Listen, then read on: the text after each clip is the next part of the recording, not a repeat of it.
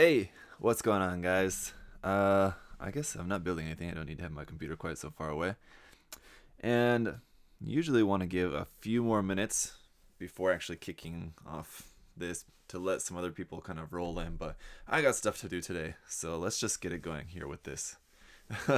How's it going, guys? Good morning or good evening, wherever you are in the world. We're gonna give this a try, doing Gunpla critique live. I think for what we're doing for this video, I think it works better live. So, like I said, if the people whose work we're looking at are live in the chat, it can be a little bit more of a conversation that can be kind of back and forth. I can give feedback and they can respond to the feedback. If I have questions about it in real life or in real time, they can reply right away. But on the other hand, not it's not super comfortable. I think this would work doing it live a lot better if I had an actual computer with like two screens. Doing this on a laptop where I'm trying to juggle around watching the chat and also, I need to pull up the images and share that with you guys. It's just kind of a lot of things to do on this very small screen. Anyway, so good morning. I got some coffee. And we've got 4 works to look at today. So I'm going to go in order of these. So bear with me a moment while I get these open up, because I can't just like save all the images separately. I need to also check their emails, because they did also provide some information in their emails. So if you guys are unfamiliar with this video series, or just if you need a refresher, this is a series that I started doing as a reward for some of my Patreon patrons, just as something that I can try to do to give back to them some kind of direct critique, and it works for, I think, public audience as well too. You guys can see some cool works, and then just kind of see, what kind of goes into that. So, all right. So this first one is from that we're gonna take a look at is from Jonathan. Let's see. I've been building models for only a couple years now. A couple issues that really dog me are mixing colors and posing and photography. Okay, so he says Jonathan's only been building models for a couple years, and he said that the issues that he thinks he's struggling with or dealing with at the moment are color mixing and the posing and photography. So he sent some photos here of his yakudoga. So let me see. This would be the Ari kit. So he's got a painted Ari yakudoga. Now, can I let's see, hang on. Open these all. Let's see, we're gonna do it like this. Download them all at once. Now, maybe you should have downloaded all the pictures separately, but it's okay. Should have maybe done that ahead of time, but it's all good. Let's go ahead and just download these. All right, and open those. So it's gonna be, I think, like I said, trying to do these videos live, I think, is the better way to do them. But it's gonna maybe take me an episode or two to get it sorted out what's gonna be the best way to actually do that. But in the meantime, thank you guys for your patience. So let's see, is that okay? It's open, and we can take a look at these. Okay, open, and take a look at this here. Let's see. That's gonna be window capture. I'm also just not very good at using OBS too, so that's the other thing. I have to kind of allow me some patience. So here we are. All right, and let me just resize that so you can get a good idea. Over here, please. Thank you. All right. There we go. Okay. Now you guys can see that, and I can see that. We're all good, I think, right? Okay. So Uh, yes, Spider, you're right. OBS doesn't seem to be easy to work with. So, all right, we're all seeing the Akadoga here. Now, my first impression is that I like the colors. Uh, I like the colors that he went with. Obviously, he's got this metallic green and gold for like the main colors, and then some black, which looks like it's not like a metallic kind of black. It's just like kind of just a regular black. It looks like, and like semi-gloss. It's not super matte finish on that, but I assume it's either a matte finish or a semi-gloss. So, but it's probably matte. It just kind of looks like it's not super dry, super flat finish. Anyway, I would say as far as the painting goes, the painting looks really good. I'm just kind of gonna skim through these first, just to kind of have a look. And on a note of for this photo, I know that the kit has seam lines on the top of the shoulders, so the seam line removal looks really good. I don't see any seam remnants there. It looks like that's well taken care of. And like especially if you're gonna do like a metallic finish like that, if there's any imperfections, it's gonna show a lot more obviously. So you have to really make sure you clean up your seam lines really well. So at a glance, so far it looks like all the painting is good. A couple things that jump out to me right away is that I think there's a couple places like here on the shield bits on the side of the shoulders where maybe he missed doing some panel lining, because you can see he did do some panel lining around on the legs, on the shields. That's all panel line, but then like on the binders, I should say, the binders on the side of the arm, a little bit missed panel lining there. On the inside of the binders, I think maybe a missed opportunity to bring out some of that detail, like the little details on the inside of the binders there. Either just giving that some dry brushing just to kind of bring out the edges of that, or just, a little bit of hand painting, just to paint in some of those little details there on the inside of the binders can be just a nice way to just bring out the details. When you've got a lot of nice details like that, you want to make sure that people are going to see them, and it's not just the main kit, but you're gonna be able to look around and kind of catch all these little details, all really cool. And if it's all just one color, it's just not as visually interesting there. So like that part on the inside of the binders there. And yeah, I think just some panel lining like here on the front, on the hose cabling around the midsection. Panel lining on that will just help to kind of break up so you can see the kind of links of that easier with panel lining between. And then like on the thruster bells there are in that nice silver, but just some black wash in there just to define the details within that nice silver finish on that. So I would say the as far as I can tell, it looks like the painting work all looks quite good. I'm not really seeing any issues with the painting at all, and it looks like he did some pre-shading, but yeah, it's kind of hard to tell if he's done that as pre-shading or as post-weathering, but it looks like pre-shading, I'm gonna guess, for at least like under the gold and under the green. But again, it looks like on the binders it's not so much, so it looks like maybe the binders are maybe not finished. But as far as I could tell from what he said in the email, he didn't mention that it was not finished. I would also say that there's a good amount of decals here and there, but I could use a few more. I mean, how many decals you want to put on a kit is very, up to your own taste. How far you want to go, just a couple or adding more. I would personally add a few more here and there, because you've got a few like in kind of the important points here or there, like around some of the important details, but I think you could go in and add a couple more. But yeah, I mean, as far as I think like the painting is probably the best part about this. So far, it looks like to me the gold and the metallic green look really nice. Actually, I really like those. And the decals they does have on there all look really nice, like the placement of them, and they're not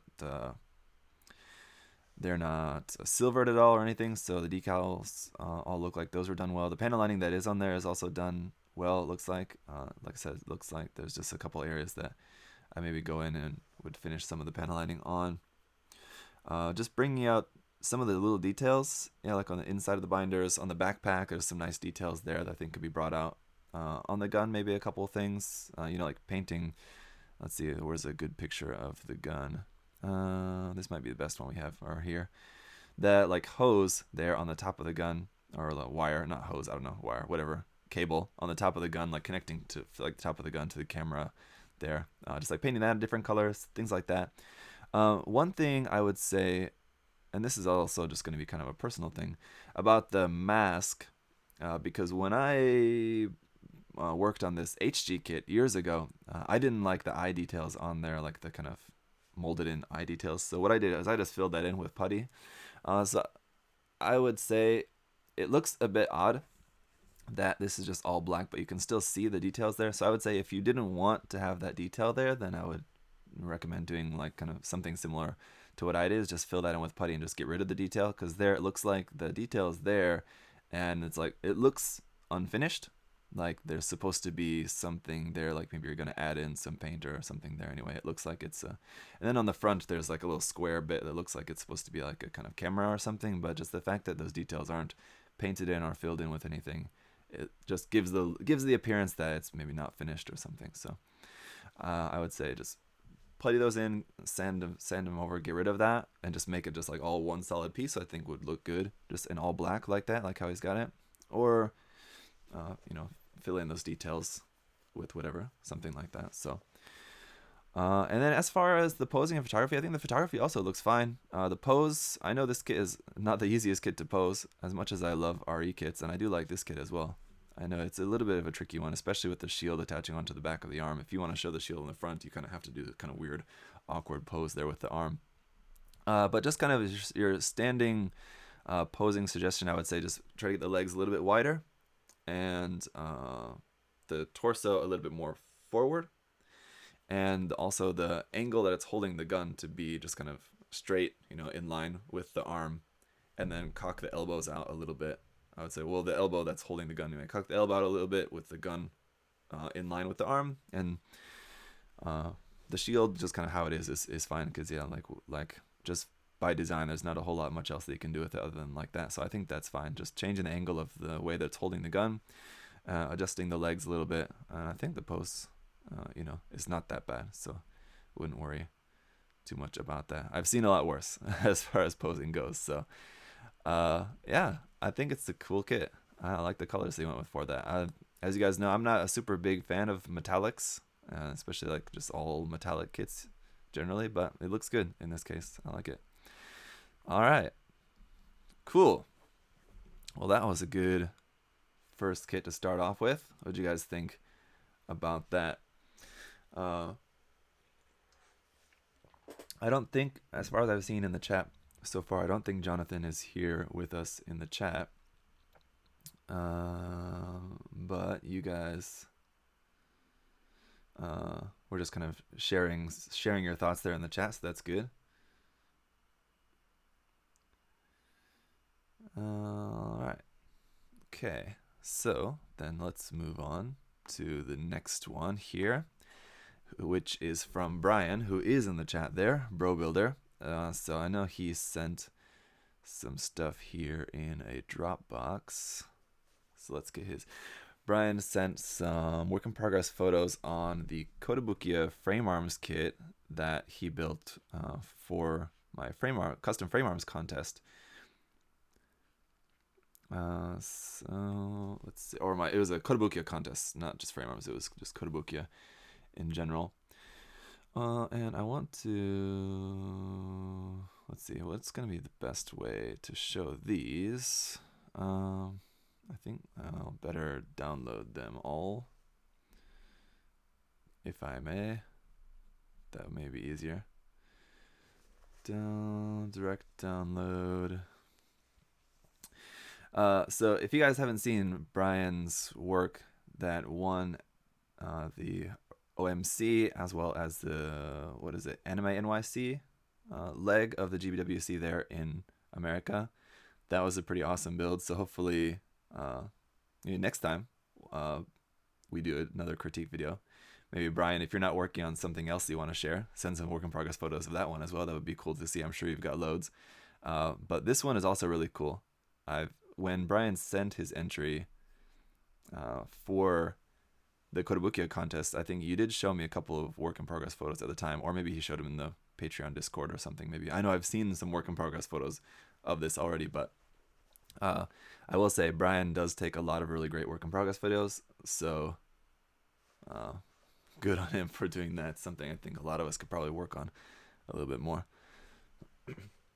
So those photos are downloading, so give that just a second. But all right, now let's see. We can turn off this one.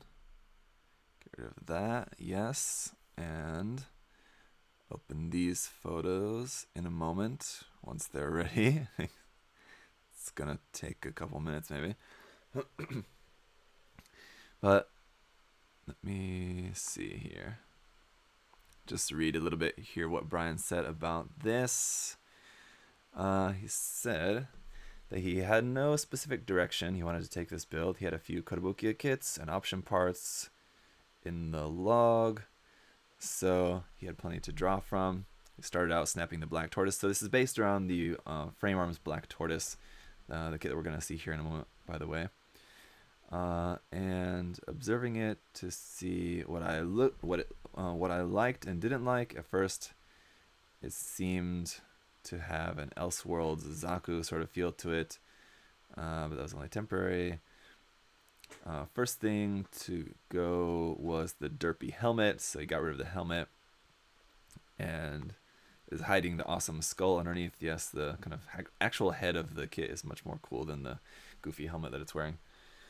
He also had issues with the chunk of the arms and the shape of the bell bottom and legs. Yes, I also don't really agree with those details.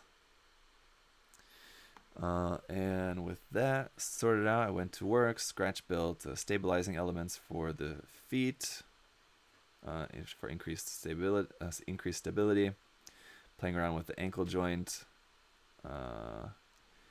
and I was able to increase the height of the lower leg and the belly over stable feet.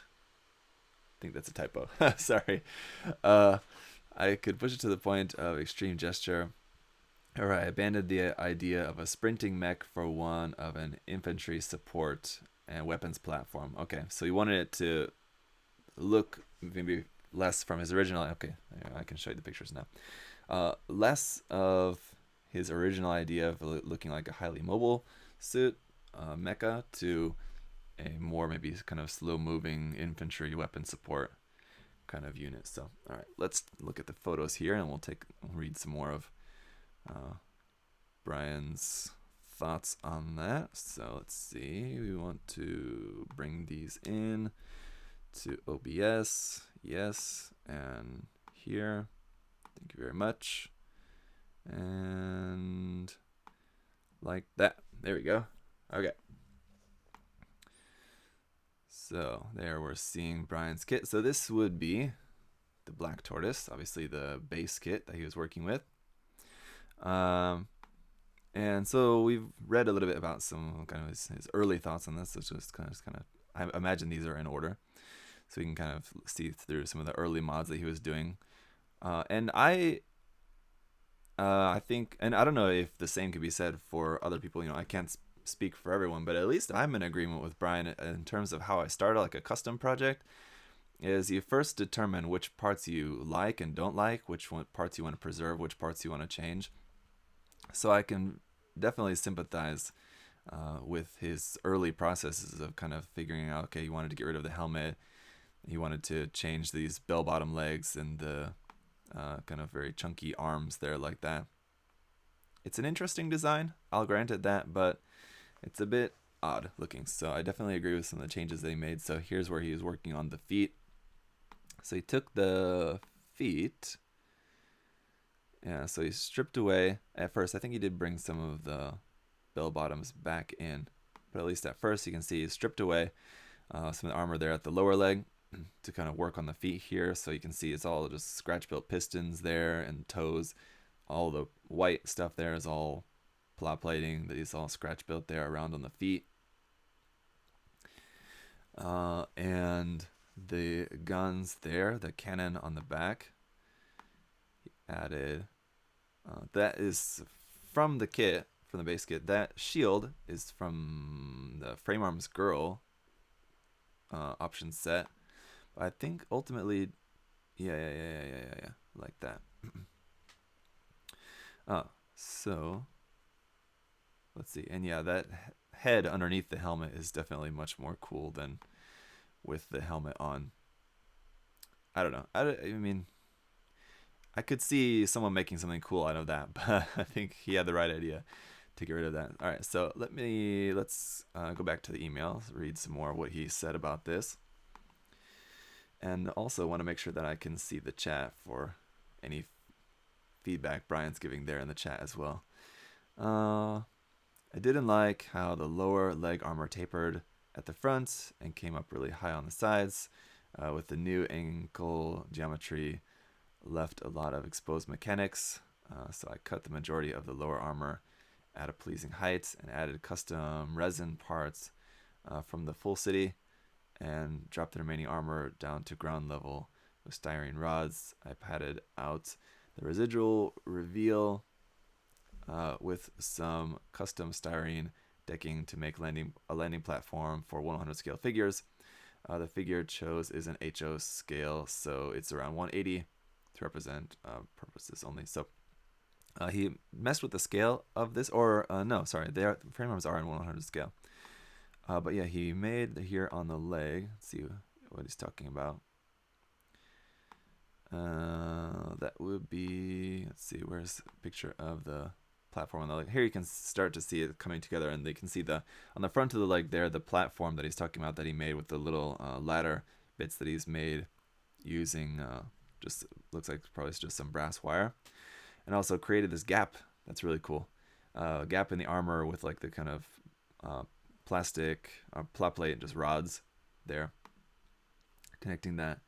And yeah, if you guys don't know, he built and resin cast a 100 scale Gushin rebake, and so yeah, the parts that he used there on the front of the leg were parts from that. He said recast resin parts from that. So I really like that idea of like adding platforms on mechs. I've seen other different builders do this at different times before. Usually it's more around the chest area, where they'll create like platforms for infantry to be like riding on the outside of the mech like that. So it's a really cool idea, I think, and implementing that here onto the legs. I think as the machine is moving, it's probably maybe not the most comfortable place to ride. I think maybe around the chest would be a bit more like kind of stable, where you have the movement taking place down below the chest.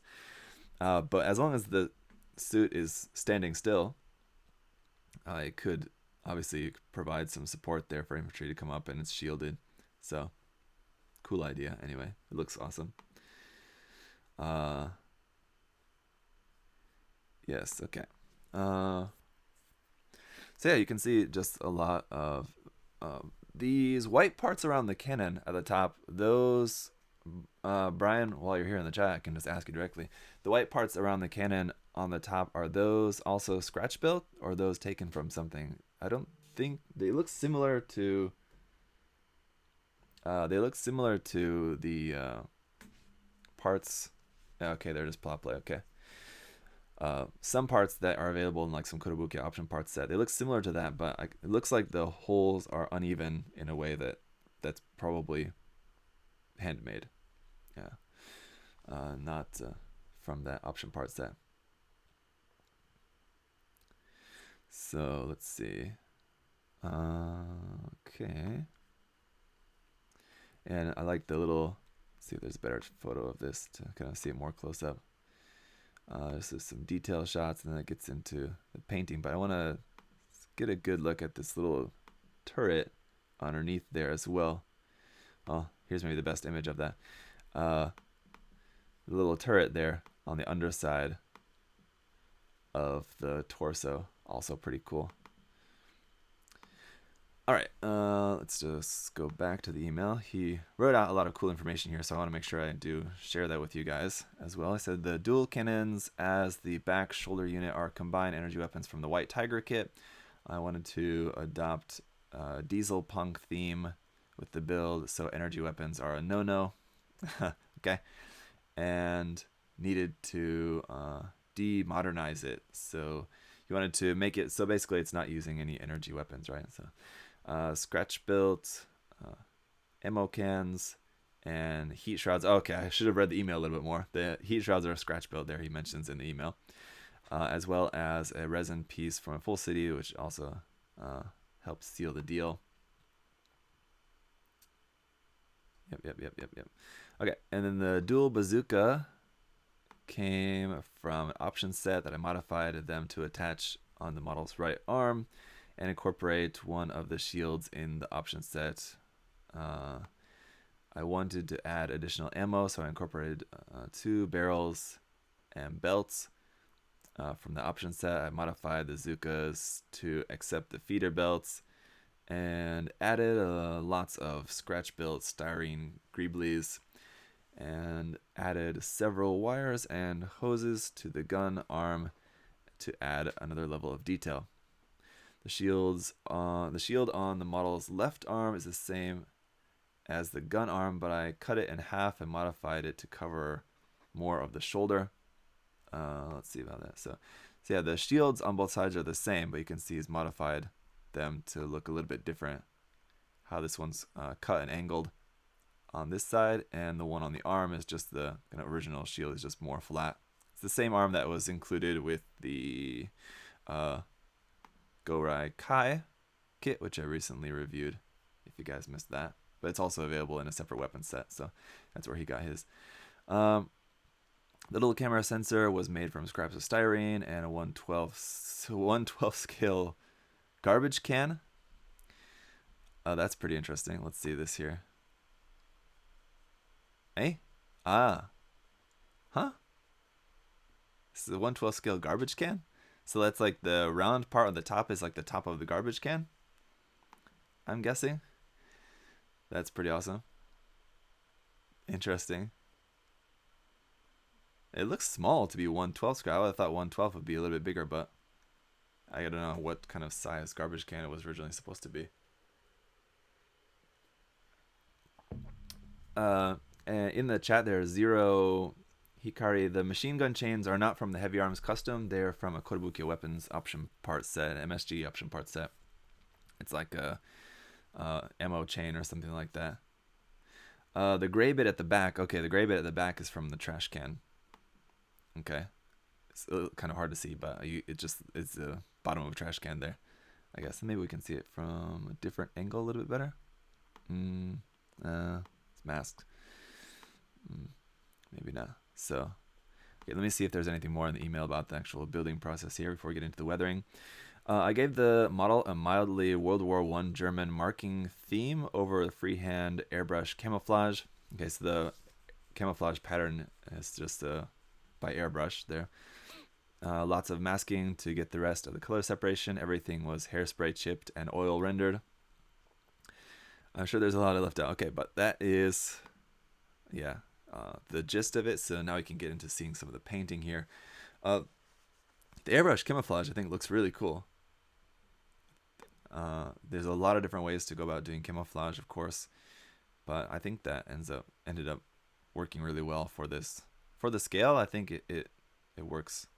It looks good, I think.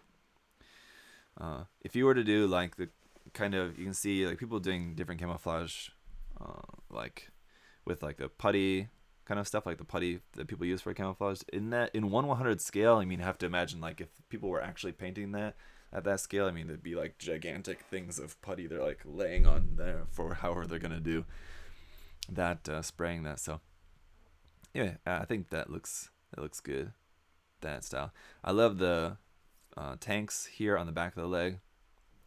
I'm always a fan of fuel tanks, so I think those look good on the back half. So he's taken the armor here and cut that up so you can see in a lot more of the detail there. You can see the detail and the things that he's added inside there. That looks nice. The frame looks to be kind of metallic silver, gunmetal kind of color. Light gunmetal. I'm not sure. Brian can tell us what the exact color is, but looks like just a light kind of gunmetal kind of color.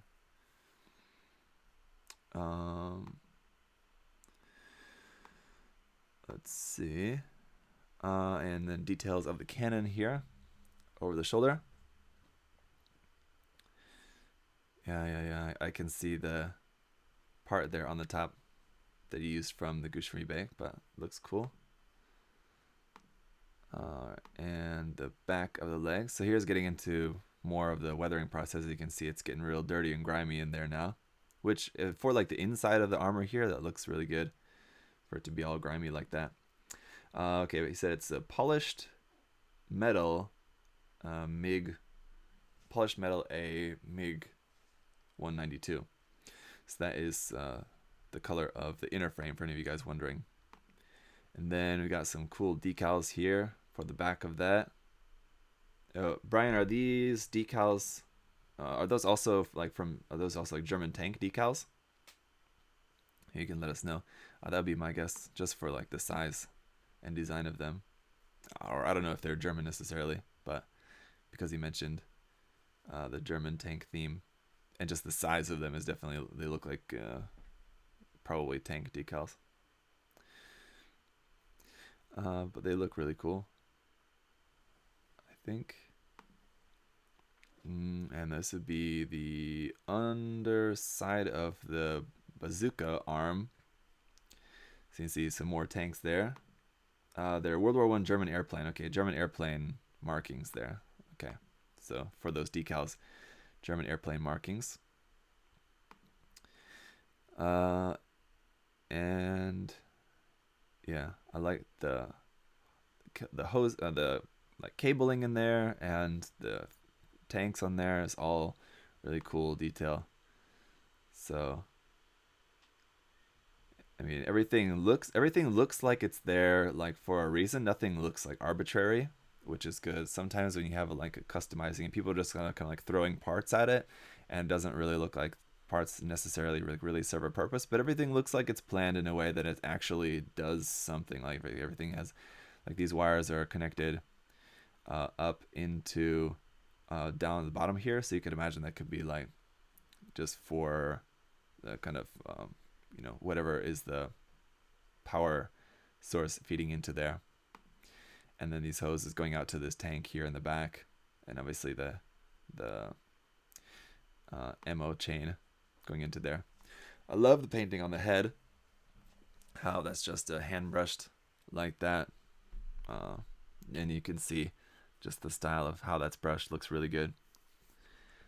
Definitely you can see it's a little bit of that kind of like Maschinen Krieger style hand brush painting technique, it looks like a little bit on there. So the big green tank and the wiring details, most of that's all scratch built. Okay, so he was saying that all the wiring details and the big green tank on the back of here, that's all scratch built, all of that, the back half of there as well. So yeah, I love that painting there, style for the head as well.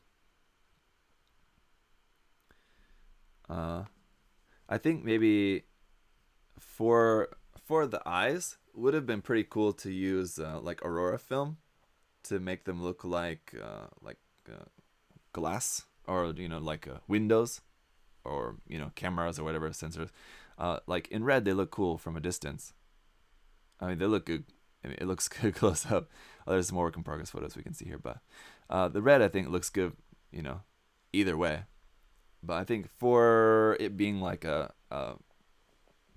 mechanized suit, just for how like the overall style of how it looks, I think it would have been cool also to cut little pieces of Aurora film to the exact shape of the eyes and stick those on there, just to kind of give it the look of being like transparent sort of window there, or window or sensor, something like that. I think would have looked cool as well. But here on the shield, we got some more decal markings up here and over there.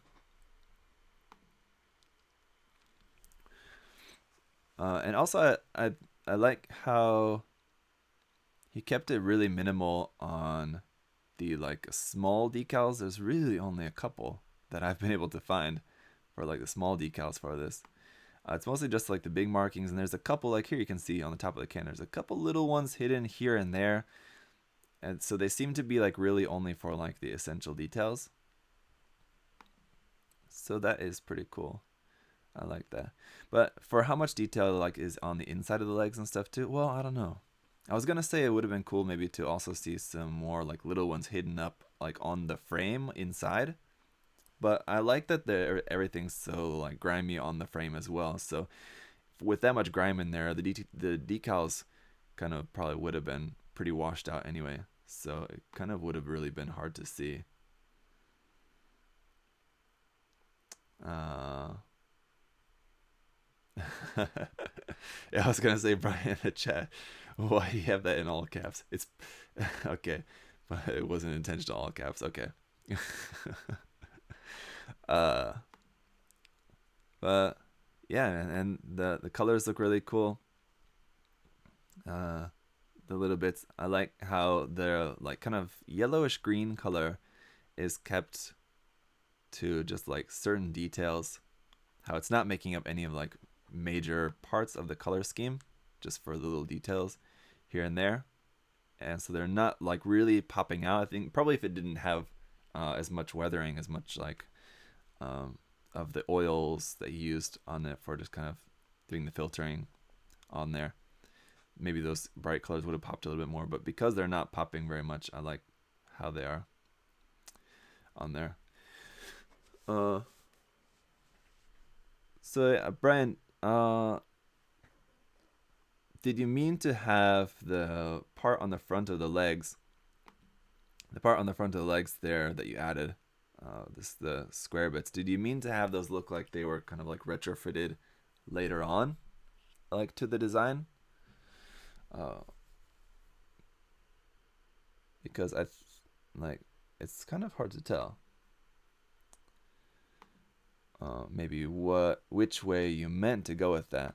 I think on the one hand, I think for how most of the kit has a kind of like curved and not like super blocky areas, but then the parts on the front of the leg are very square and blocky, so they look like they don't mesh as well with the overall design entirely. But on the other hand, if they're meant to look like they're just like they were added on later, uh, yeah, if they were meant to look like they were added on later, then I think that can work. Like this was whatever war machine that was made, and then later on it was adjusted to also have these added parts on there to have the infantry be able to stand on there like that. So like, even though like some parts of the shield are also kind of a little bit blocky, they're not so square. They still have like these kind of angles to them. I don't know, that don't quite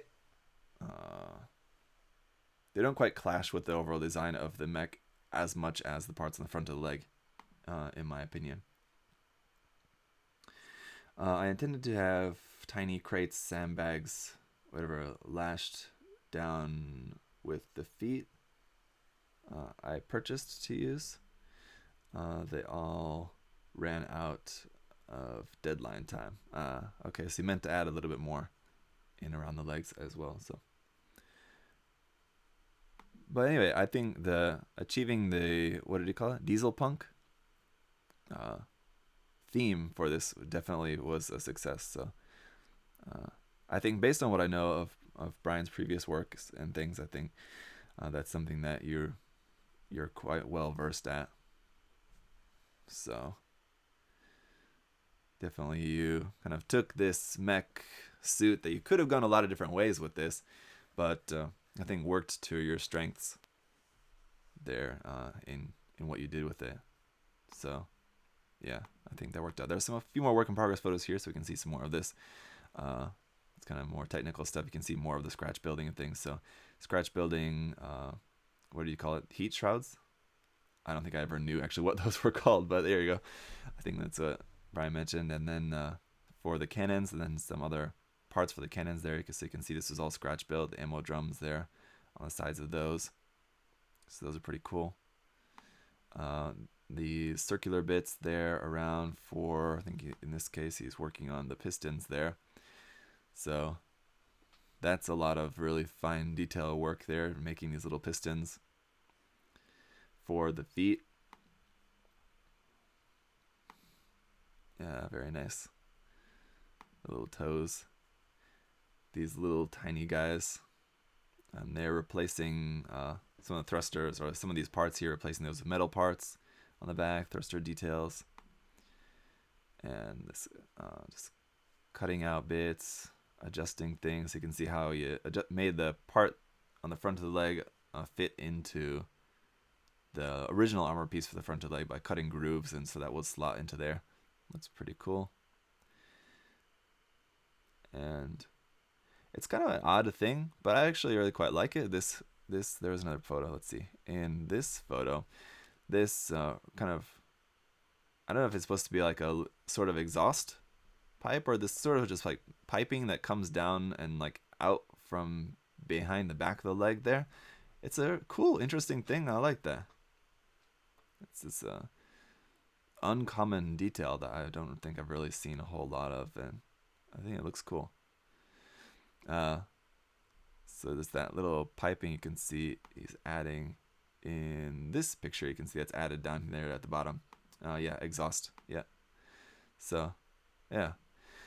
And then of course all the ladder steps.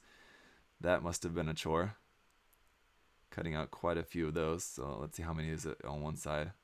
Probably maybe you know offhand. Looks like about 15 or so, maybe on each leg.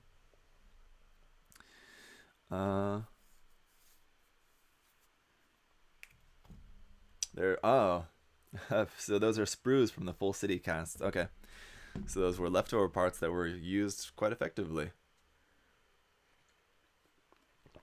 for the exhaust pipes out the back of the leg.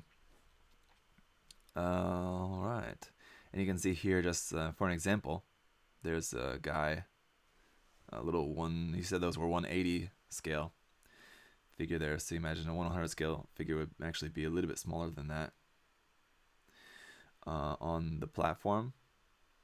But yeah, I think, Brian, I don't know what you're doing with this kit at the moment, where you've got it on display or whatever, but I think it would be really cool for you to work on it some more, build it into a diorama, and actually, you know, like you said, finish like what you were talking about, adding some sandbags and other crate details and things, add some actual infantry figures around on that, just, or even just like a small little vignette, just to kind of really sell the the environment or the world that it's in, just by adding a few of those little elements, just to kind of set it in a scene. So that it's a cool mech, but I think once everything is all put into, I mean, not just only the mech, but you know, other details of the things that you can add, putting it into its own world, I think will just only make it look even better. Yeah. It totally needs a dio of some sort. Yeah, so yeah, man, I know you're got plenty of things that you're working on, but when in the future, once you're working on some diorama or working on this some more, we'll have to revisit this again later when Brian works on it again more in the future. But there you go. What was the, I don't remember, did you have a name for that, Brian? What was the name? I don't remember if you had a name for it, or if you did not, maybe you can give it a name right now. Did you have a name for that, Brian? Let us know. In the meantime, I will prepare the next kit that we're going to take a look at here. Yes, okay. No name, honestly. Okay, well, maybe that's something you can think about once you're working that into a diorama. You can think of a name for it as well. Something cool, right? All right, so let me see. We are going to download. Let's do it like this here. Bear with me a moment. Okay. Critique. Okay. just wrangle up these photos. The next one we're going to be taking a look at here, these are from Pete on the Discord. Anyway, he goes by Shaka, so I'm not sure which name he wants me to use here in the video, but I just sent a couple photos here and a video. Let me see here. I'll download the video so we can take a look at that as well. And that was here. Okay. In the meantime, let's take a look at the photos first. So here is a Gundam Mark II and a base. Now, I'm not sure about the base. Okay, I am sure about the base for this. Let me see. Okay, let's take a look at this. Let me get this in here so you guys can see it. Window capture. Yes, preview. Okay, like this. This one, like that.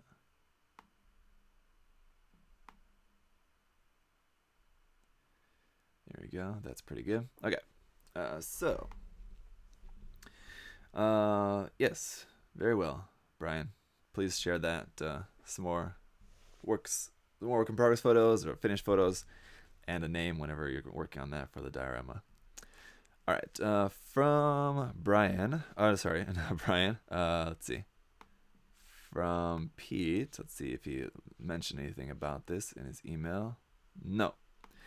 And I'm not sure if he's here. I don't think Pete is watching at the moment live, so we'll have to just give our commentary. This looks like the Master Grade Gundam Mark II. Now this base is, I'm not sure if this base is sold in anything else. Let's see, I have it around here. And there's a bootleg launch base that I had somewhere around here, but I'm not sure where it went. I did a review of that. It's like a bootleg version of the launch base that comes with the Master Grade Strike RM, and this was also like an added part on the side of that as well that also was included, if I remember correctly. Or does this come with the Master Grade Mark II? I'm gonna check because let me see here. I'm gonna go over and check on Dalong. As far as I know, I don't think this base comes with the Master Grade Mark II. Does it? Oh, maybe for... let's see. There was the anime colors version. Something, right? So maybe with that version, it included the base. Let me check here. As far as I can tell, the regular 2.0 kit doesn't come with a base. So this is from you guys in the chat. Maybe you guys can help confirm this for me, but it does come with the anime colors version. Okay, the MG Mark II 2.0 comes with a base. I'm just checking on Dalong and it doesn't show it here, but maybe it's just the anime colors version only, not the original, not the regular one. Is that correct? Only for the AUG Mark II. Ah, okay, I'm looking at the Titans Mark II, like a big dummy. Yes. Okay, yeah, I see. All right. Oh, that's interesting. Actually, I did not know that was included with that kit. Okay, yeah, so the not Titans version, the AUG version does come with this base. Okay, so that's what that's from. So this is the Titans, or the AUG Mark II 2.0 Master Grade that we're taking a look at here. So, all right. At first glance, the posing looks a bit awkward, but I know with these bases like this, it's hard to pose because actually at GBWC, I was talking with Nico. the Canadian winner about this as well, because he was using a kind of similar base where the feet have to fit into the thing, and when you're doing that, it kind of makes it hard to do a really cool pose because your feet are stuck in that position like that. So there's not a whole lot that you can do with the lower body if you're using this kind of base. But the upper body, I think, just a couple things. Number one, like I was saying before, and also the shields that attach onto the back of the arm are kind of hard to deal with. But I think for this kit, you can attach the shield onto the side of the arm as well. So I would say maybe attach the shield onto the side of the arm and rotate the arm so that it's not out like that, but just like normal like that, and having the shield on the side of the arm will kind of help the pose for that. And also, again, angling the crotch up and the chest down.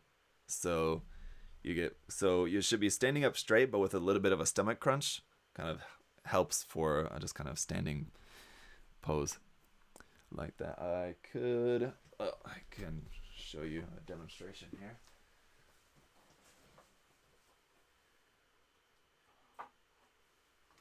As I'm getting ready to pack up this kit to send it away, let me see here. I'm not sure how well you guys are going to be able to see this, but I'll show you on my Vigna Kira. If you can see that, the stomach crunch, I actually glued this because the wings made it lean back. But in just a kind of regular standing pose, having the stomach crunched just helps give it a kind of tough look. So even if you're just standing there and not really doing anything, you can still look mean just with the right angles. So let me put that back carefully. Yeah, it's my work later today is packing up a couple of kits to send them out. So all right, anyway, back to the Mark II here. And as far as the painting looks pretty good. The pre-shading, especially under the white, you can see the pre-shading looks nice. And I like that there's a little bit of chipping. He included this photo here of the base. The chipping around on the base looks pretty good. I think you could maybe, it looks like all the chipping is done with one color. It's like a dark gray or something maybe. Doing a little bit, I wouldn't say like more chipping, but just accenting the chipping that's there with a little bit of like a light gray or something, or just even like silver. Just doing your chipping in two-tone kind of helps add to the look of that it's chipping away multiple layers of paint there. So I would say that the metallics on here look nice. I like this metallic details. Those all look good. That must have been a pain to mask those areas. I can understand. So that looks pretty nice.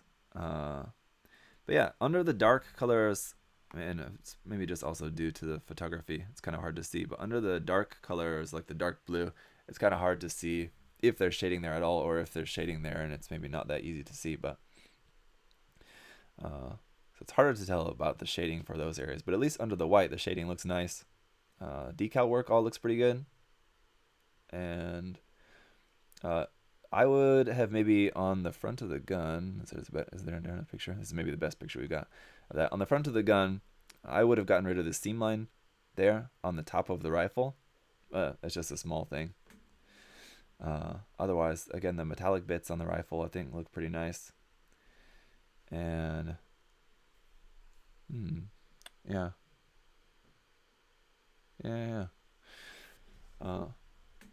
I mean, the work on it looks pretty good. And looks like all the panel lining he did on the white looks like it's done in gray, which is nice. It doesn't make the contrast too stark.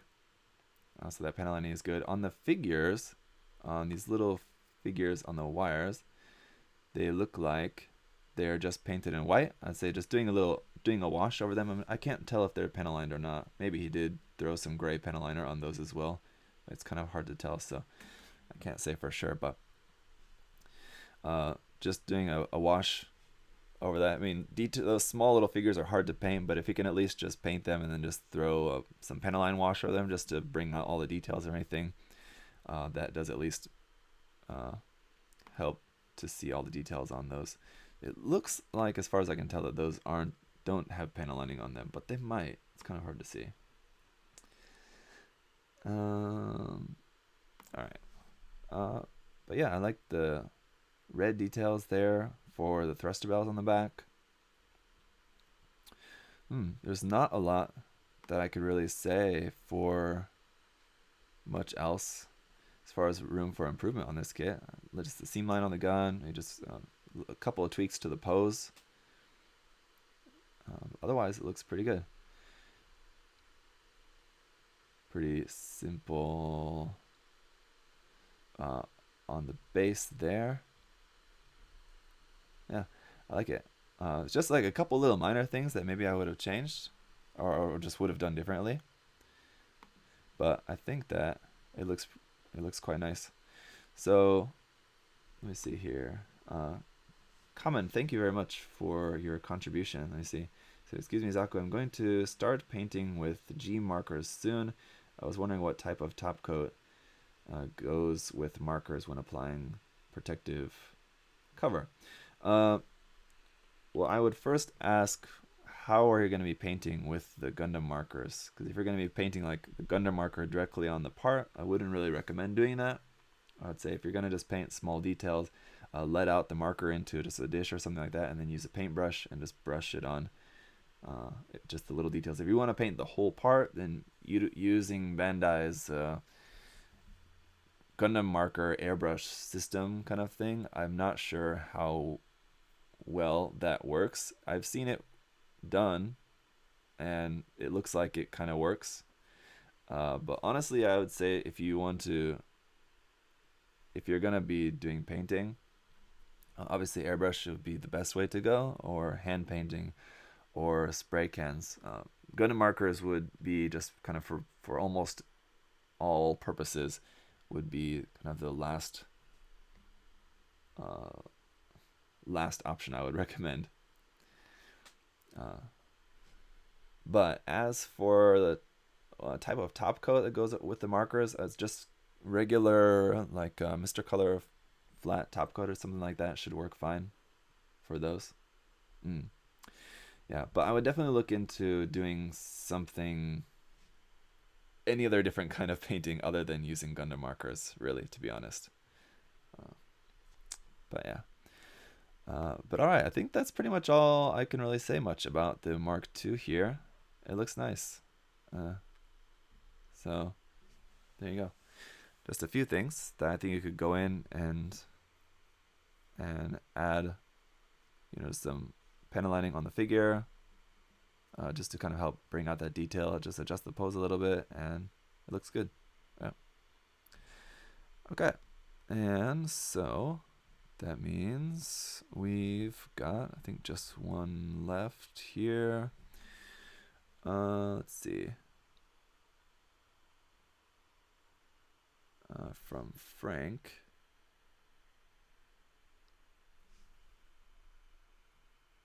Okay. Okay. Frank asked to take a look at his. Frank asked to take a look at his entry here, which I can pull that up. Let's see. Or let me see. I've got that over here. Oh, do I? Yes, I do.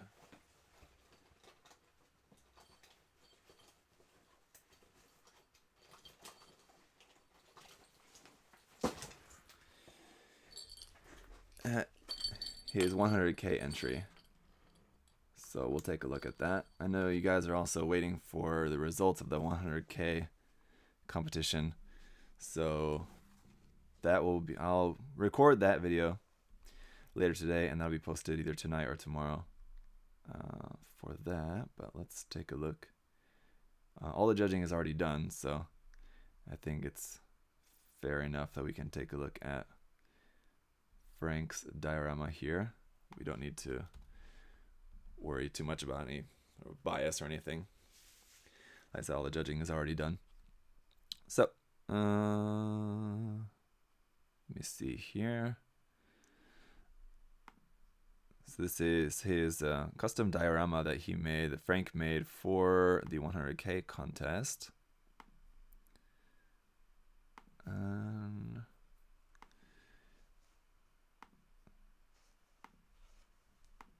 Okay.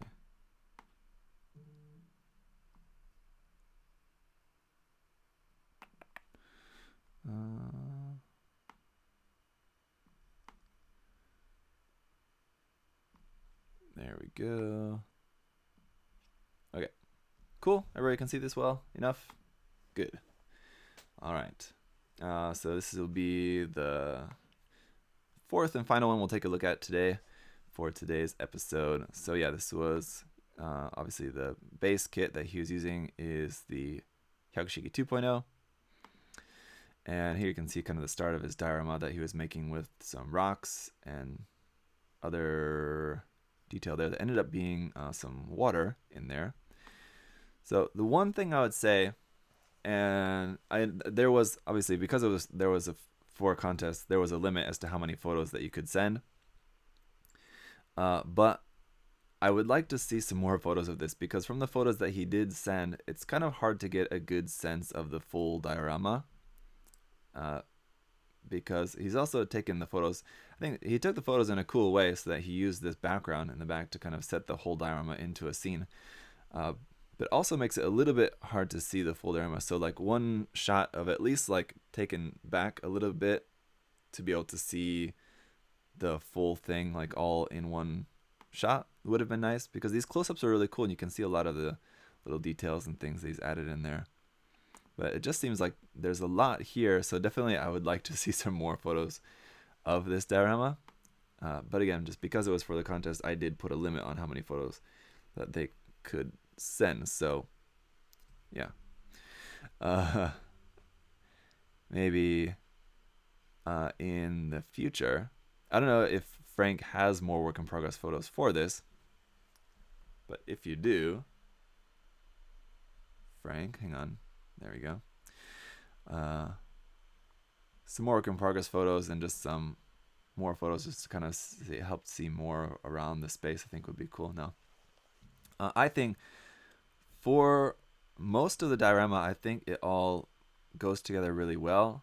You have the waterfall and this crashed Providence over here. They're kind of these workers are got some cables plugged into there. And like the weathering and like the way that the Providence is set into the scene is pretty convincing. How you got some like overgrowth over the top of that a little bit, but the wires being very clean blue, they just look a little bit too clean. So just doing some wash over the wires as well, just to make those look a little bit dirty as well, just to kind of set in the scene. And then everything around the Hyakushiki. Now I'm guessing here, obviously, kind of what the theme is, that they're drawing the power, whatever, from the crash Providence to then they're using that to help power this Hyakushiki over here. So that's why this stuff is all in, like, the Hyakushiki is looking all new and these things are looking new. But also the way that the platform is set on just like on top of the ground over here looks a bit out of place. Like I also get that it's maybe supposed to be that like this was constructed like there on site, but even if it was constructed just brand new there on site like that, I think it would still be at least a little bit more into the environment. As it is, just kind of looks like everything's just kind of like set on top of the ground there. So it kind of loses that sense of scale in a way. You can't really, it's hard to imagine this as like this actual gigantic robot sat on top of this gigantic like powering structure here, just because the way that it's just kind of set on the ground. It needs to be a little bit sunken into the ground, I think, a little bit more kind of built into the scene a little bit more, even if it is supposed to look new, like even if it was brand new, at least in this outdoor environment, it would still see a little bit of weathering, even if it's only been there for a day, I think, just to kind of help it look more like it's set in the scene. So everything here is just a bit too clean in the scene, it looks like, for me. And the same thing again goes for the wires. I think a little bit of wash on the wires to just dirty those up a little bit. like these little crates details down here. So just a little bit of weathering to help fit those in to the scene, I think, because his diorama work here, like all the water and the trees, the rocks and everything, all looks quite good. And the waterfall, let's see, where was that waterfall picture? Here it is. So I think that's definitely the strongest point of this diorama, is the nature scene. It's just how the robots are set into nature, I think could use some work to be done in a little bit more convincing way. But obviously I think that's kind of the hard part about doing dioramas, right? It's just making a convincing scale for these gigantic robots to look like they're actually something really super gigantic within this natural scene. So yeah, but yeah, I think the photography is also really cool. So like, just to kind of appreciate the scene here, the kind of not super bright lighting he's got on it, and this kind of like directional lighting, and using the backdrop. I don't know, I can't tell if that's like a poster or a just really big computer screen image there he's got there as the background. But just the photography of this is nice. I like that. But yeah, also just a couple of nice wide shots too would be cool, like I said, just to see.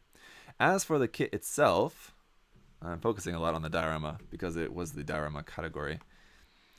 But as far as the kit itself, I think it also does look pretty cool. Some modifications that he's made to it all look convincing. Nothing really looks like really tacked on or out of place or anything.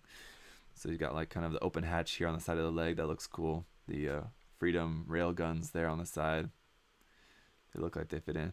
The Banshee horns on the top look a little bit out of place just because they're black, and there's not a whole lot of much else like black on there, unless it's meant to be, unless they're not black, but they look black as far as I can tell. Anyway, they look like a different color from most of the rest of the mecha. So they look a little bit out of place, unless they're meant to look like parts of the frame that are sticking out on the top of the head, in which case it's kind of hard to see from the photos, so that could be the case.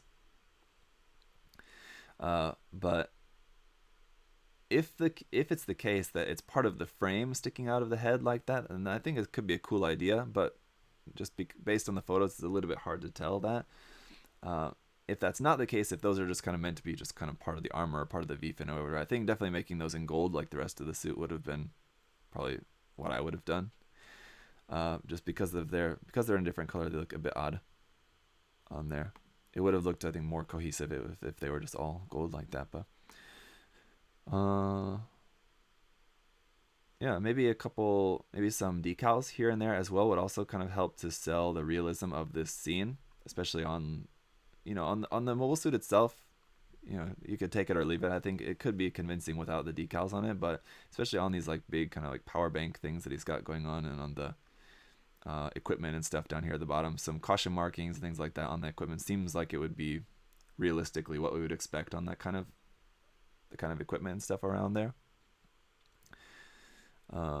These figures look like they're those kind of pre-painted little figures that you can get for like railway sets and things like that. So I don't think that those are ones that he's painted himself, as far as I can tell. They look like the ones that you can just buy like with some kind of simple pre-painting on them like that. But Frank can correct me if I'm wrong on that. But yeah, and I think the damage, like the battle damage that he's done here on the Providence, I think also does look pretty convincing. I think this is maybe the best photo that we have of that. Maybe this one here you can also see pretty well. Just like these bullet holes and these kind of damaged bits, all I think look pretty convincing. So those are, I think, done pretty well. So I think that kind of works. And like I said, this one also, in certain areas, it looks like it's a little bit just kind of like sat resting on there, not so much sunken into the environment as I would like. But like here around the feet, I think it looks good. And it looks like he's like even got some of the water like splashed up on the foot there as well, which looks really good. But like the arm, it looks like it's not quite even like resting on the ground, or there's like something holding it up there. It's kind of hard to tell. Uh, but yeah, just getting the mobile suit to look like it's actually of substantial weight and sunk into the environment, I know it's just kind of the tricky task for making a diorama like this. So definitely you can see there was a lot of work that went into this. So I like that. And like I said, I think the diorama, the natural elements of the diorama is definitely my favorite part of this. And the mobile suits, I think, look good as well. It's just the mix of the two, I think, is where this could have been better. But yeah, very cool. So that is it for our entries for today. All right, so what did you guys think about the entries? Saw some cool stuff. Definitely a lot of very unique things, I think, which is always good. We saw a good mix. Like the Mark II was also a nice, not super unique thing, but a nice kind of like out of box colors build as well, but a nicely done one. So we had the really super unique ones and just the really nicely done ones, just kind of as they are. There's I don't want to say people's preference, or I don't want to say that. Anyway, both styles are cool to see. So it's cool that we got to have a mix of different styles in today's episode. So thank you guys all for watching, hanging out. And if you guys have questions about any of the builds, you can feel free to maybe leave those down in the comment section on the video afterwards. And then hopefully the builders can come in and answer any of those questions for you, maybe better than I can, if you had specific questions about the build. As for me, like I said, I'm going to have the 100K contest winners announced for you all soon. Either later today or tomorrow. I've got the Barbatos. I'm going to work on some priming on that today. I've got it all. It's all washed and should be dry now. Ready to go in and spray some primer on that. So I'll have a first work in progress video for the Master Grade Barbatos probably coming out in the next day or two as well, which will go over kind of just the early stages of the painting for that. And I think that is about it. The good news about my camera, if you guys saw my camera kind of crapped out yesterday, the good news is that I found the battery charger for my wife's camera, so I'm able to use that, but it's not as it's a lower end model basically version of mine, so I'm not used to it, and it also doesn't have some of the features, so it's uncomfortable to use. So hopefully I'll have my camera back as soon as possible. I sent it off to the service center today, but in the meantime I will be able to at least use this for some stuff, so that is good.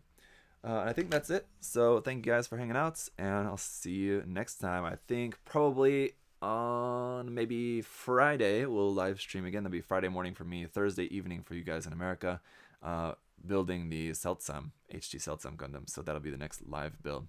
See you guys then. Bye bye.